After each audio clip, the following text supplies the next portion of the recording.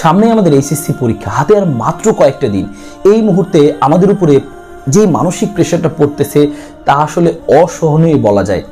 আমরা সারাদিন অনেকে পড়তেছি ঘরের মধ্যে বসে, সকালে দুপুরে রাতে সারা দিন আমরা পড়তেছি, তারপরেও দিন শেষে কেন জানি মনে হচ্ছে কিছুই পড়ি নাই, কেমন জানি মানসিক একটা অশান্তি কাজ করতেছে, মনের ভিতরে একটা শান্তি পাচ্ছি না এবং আমরা ডিপ্রেসড হয়ে যাচ্ছি এবং পরের দিনের জন্য যে আমরা পড়বো সেই মোটিভেশনটা হারিয়ে ফেলতেছি।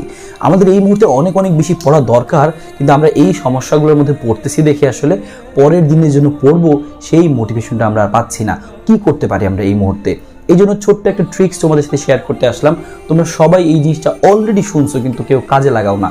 এটা হচ্ছে, তুমি যখনই দিনের শুরুতে তুমি পড়তে বসবে, তুমি এই কাজটা তুমি হচ্ছে মনে করো কালকে পড়তে বসবে, আজকে রাতেই তুমি করে রাখো যে হ্যাঁ আমি কালকে সকালে উঠে আমি এতটুকু পড়বো, এই সাবজেক্ট পড়বো, এইটা পড়বো, এইভাবে পড়বো। তুমি যে তোমার রুটিন বা প্ল্যান করে রাখছিলা সেটাকে তুমি জাস্ট নতুন করে আরেকবার একদিনের জন্য লিখবা, একটা পেজ নিবা, ওই দিনে তুমি কোন কোন সাবজেক্ট পড়বা বা তোমার কোন কোনটা শেষ করতে হবে, তোমার টার্গেট কি সুন্দর করে লিস্ট ডাউন করে ফেলো।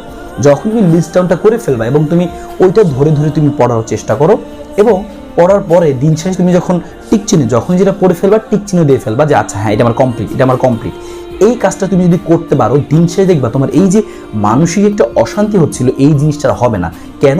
তখন তোমার কাছে জিনিসটা ভিজুয়ালাইজ হবে যে আচ্ছা আমার এইটা পড়া কথা ছিল, 5টা জিনিস পড়া কথা ছিল, আমি 4টা পড়ে ফেলছি। তার মানে কিন্তু তুমি বুঝতে পারবা যে হ্যাঁ আমি মোস্ট অফ দ্য জিনিসগুলো পড়ে ফেলছি।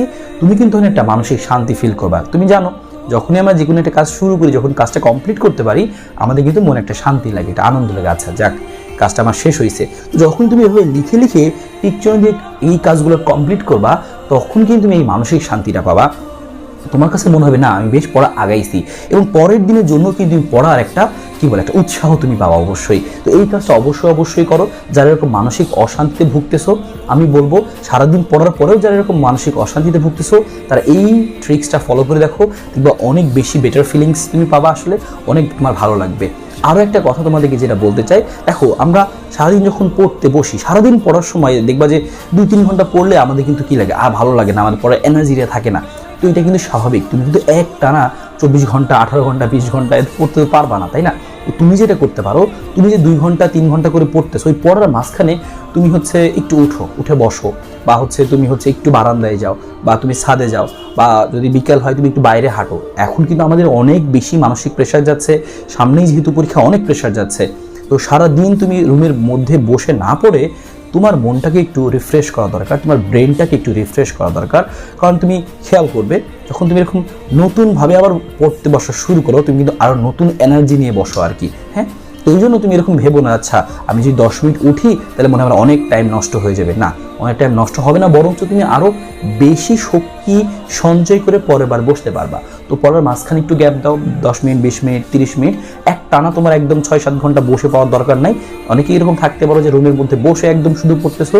যেহেতু পরীক্ষা একদম কাছাকাছি, অনেক বেশি মানসিক প্রেশার, তোমার মনটাকে একটু শান্ত রাখা দরকার, তোমার ব্রেনটাকে একটু শান্ত রাখা দরকার।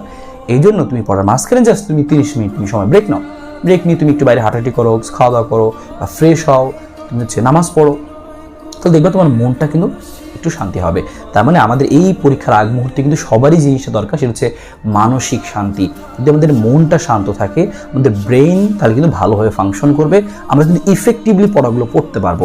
আদারওয়াইজ দেখা যাবে সারাদিন টেবিলে বসে আছি, আমার কিছুই পড়া হচ্ছে না, আমার পড়া আসলে ওরকম ইফেক্টিভলি হচ্ছে না, মনে থাকতেছে না।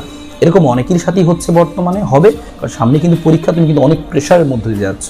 তো আশা করি তোমরা এই জিনিসগুলো একটু ফলো করো, যে হ্যাঁ তুমি খাতায় জিনিসগুলো লিখে লিখে তুমি টিক চিহ্ন দিয়ে তুমি কাজগুলো শেষ করে ফেলো, তাহলে মানসিক শান্তি পাবে যে হ্যাঁ সারাদিনে এই পড়াগুলো পড়ে শেষ করতে পারছি।